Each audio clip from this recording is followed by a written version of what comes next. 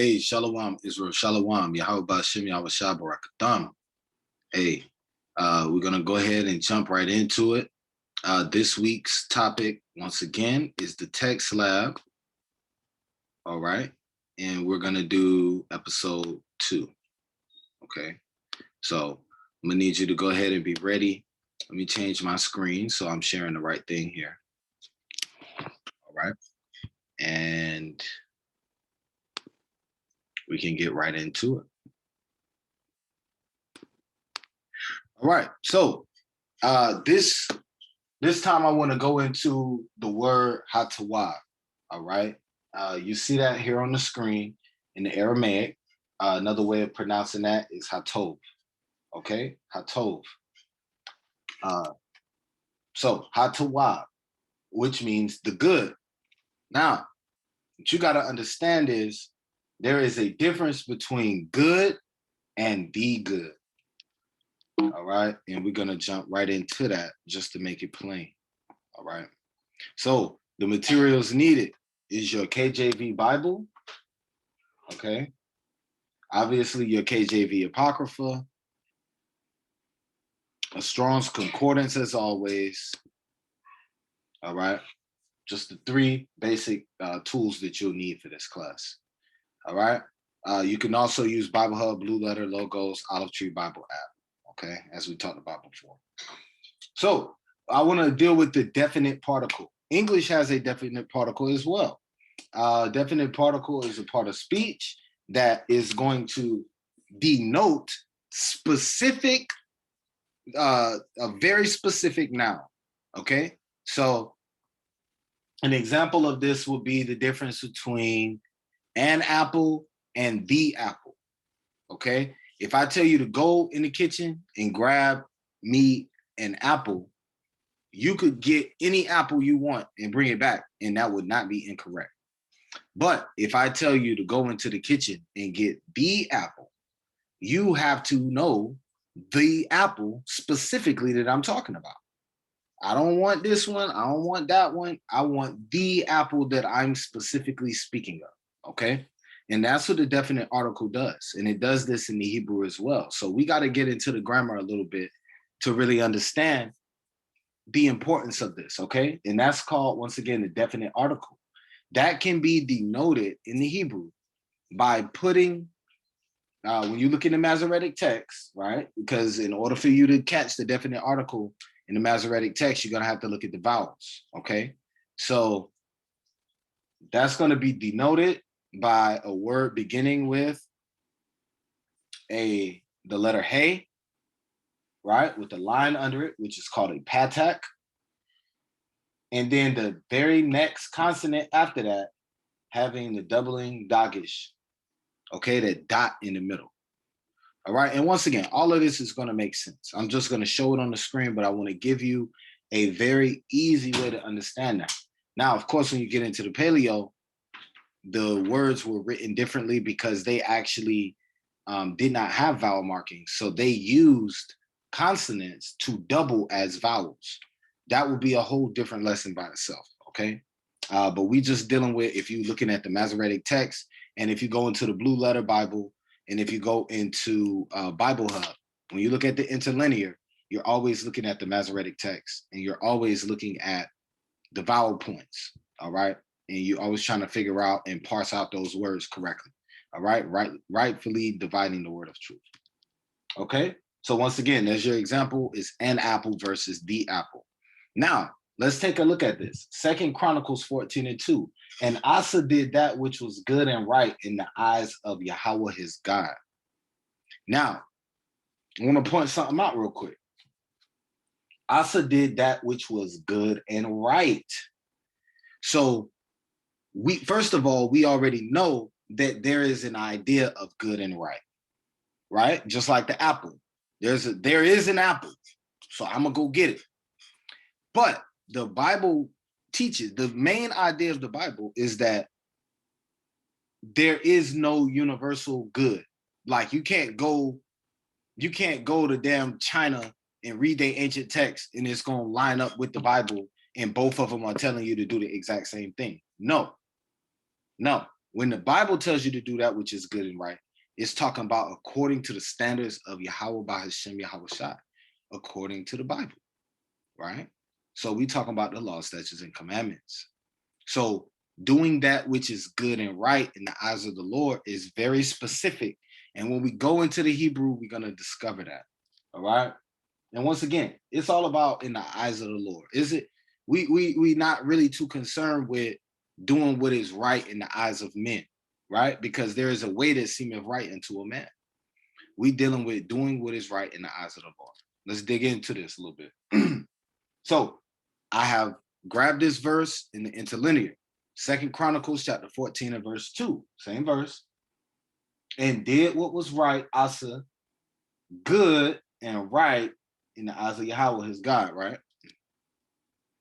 Now I want you to look at this word right here. We know that the word for good in the Hebrew is tov. It's going to be H2896, right? Or tawab. But we know that that word means good. But notice, at the beginning of that word, you got a prefix. You got the hey with a patak under it, and then that T actually has a dot inside of it. What that tells us is that there is a definite article attached to the word good. There is a definite article attached to the word tov. All right? And so the parsing looks like this, right? The word tov in its construct form is what you see here. And we got to add the conjugation. So not only is it good, but it's the good. So Asa did not only do good in a general sense, he did exactly what the Lord requires. That's what the word the good means. All right? Because once again, just like that apple, you can go get any apple you want, or I can tell you specifically, I want the apple. And this is what the Lord is saying right here. He's saying that Asa did the good in the sight of the Lord. All right? Let's keep moving. I think the point has been made, right? 2 Chronicles 31 and 20. Right? Just another example. We see this pattern throughout Kings. We see this pattern throughout Chronicles. And such did that which was evil in the eyes of the Lord. And such did that which was good in the eyes of the Lord. But when you read it, it says, such and such did the good, not just good. And we see that here, right? We see that here in this verse as well. 2 Chronicles 31 and 20. And thus did Hezekiah throughout all Judah and wrought that which was good and right and truth before the Lord his God. And when you look at it, you see that word tov, it got the definite article attached to the word tov again. Okay.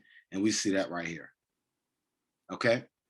So let's continue rolling because the text is going to tell us a little bit more. All right. Once again, you just took that word tov and just added in that prefix right there to let us know that it is a definite form of that noun. Okay. All right. And actually, that's an adjective. Okay. Now, it says Deuteronomy 12 and 28. Okay. Once again, just another example. And we see it again here that it's the good, right? And the Lord says, and actually, let me read that, excuse me, in the KJV, Deuteronomy 12 and 28, right? It's important to understand this.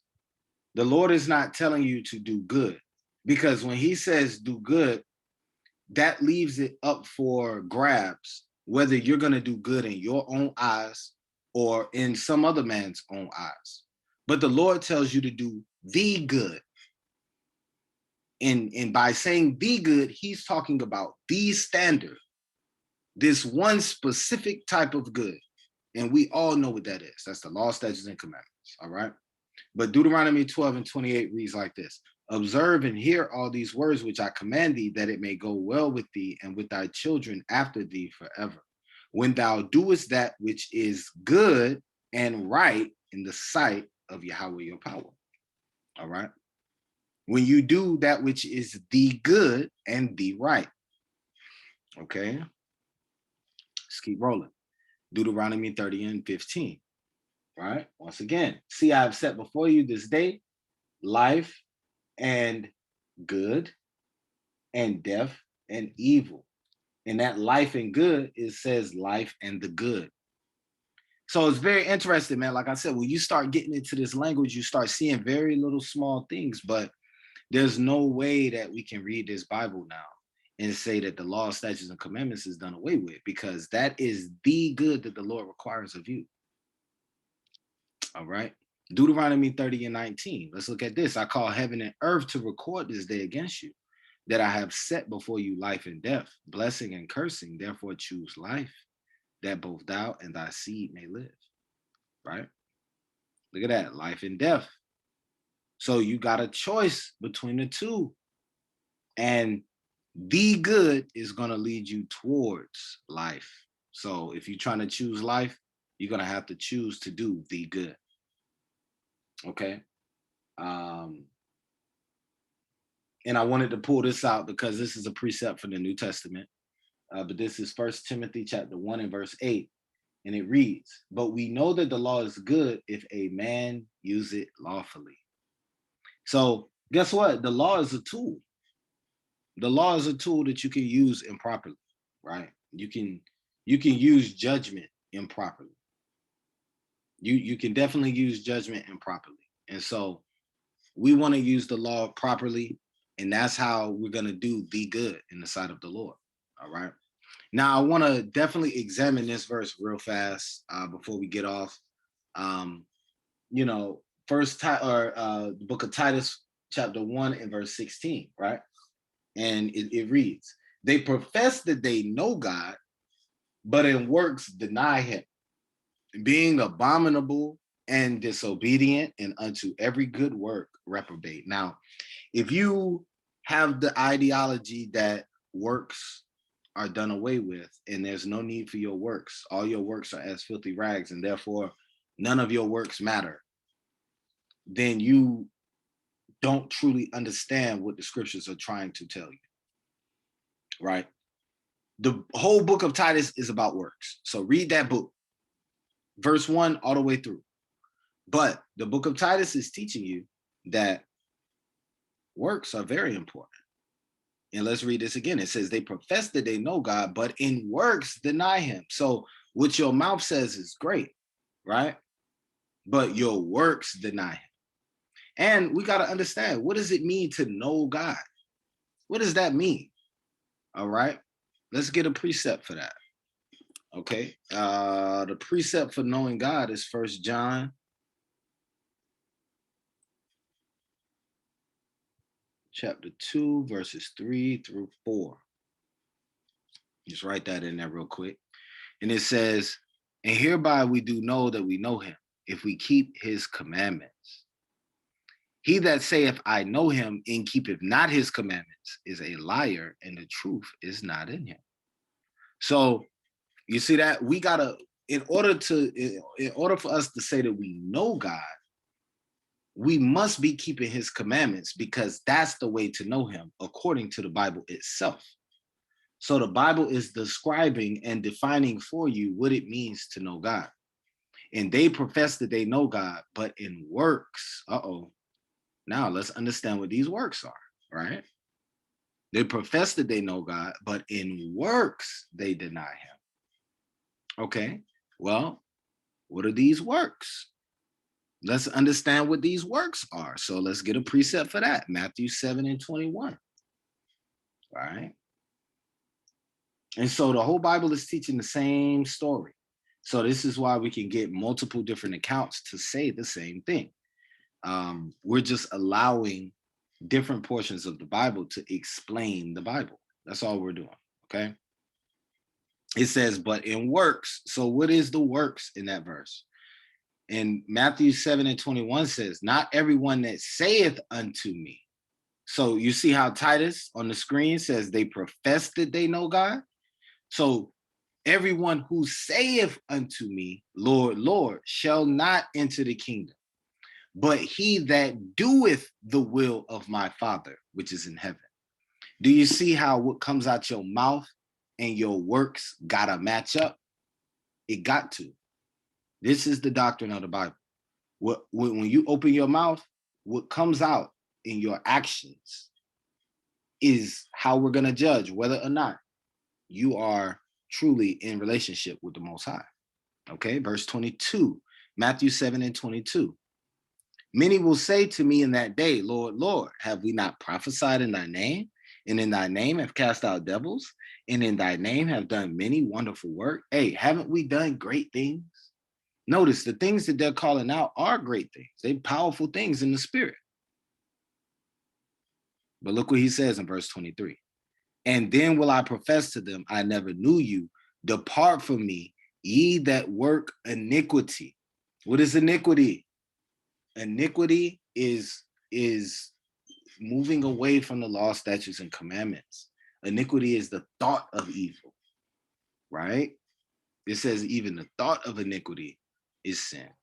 So we have to understand that your works and your words must line up. And what must they line up with? They must line up with the law, statutes, and commandments of the Most High God. That's how we know that you know God. And that's also how you can miss what Titus 1:16 is saying. Let's read it again. They profess that they know God, but in works they deny him. Okay? Being abominable. Now, what is abominable? We have many verses in the Bible teaching us what abominations are, right? Pride is an abomination. Eating pork is an abomination. Homosexuality is an abomination. So we have Bible verses to show us what being abominable is.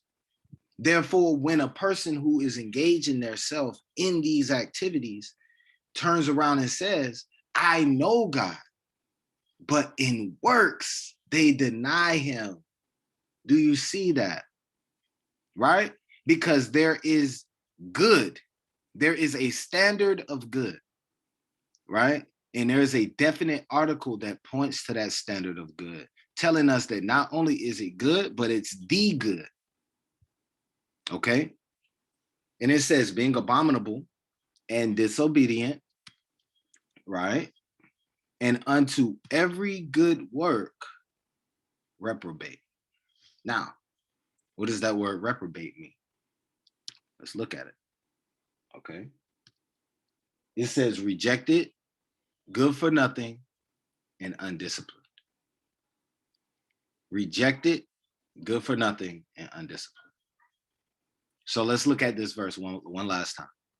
They profess that they know God, but in works they deny him, being abominable and disobedient. And once again, we got to ask ourselves, what are you being disobedient to? You know, if your works don't matter and the only thing you need to do is have faith in God, then how can you being disobedient be a problem? We know that's not the case. You have a standard to live up to, and that standard is the law, statutes, and commandments. And if you are disobedient to that, and every good work you are reprobate, you are good for nothing, you are undisciplined, then you will be rejected. All right. So once again, this is the Text Lab.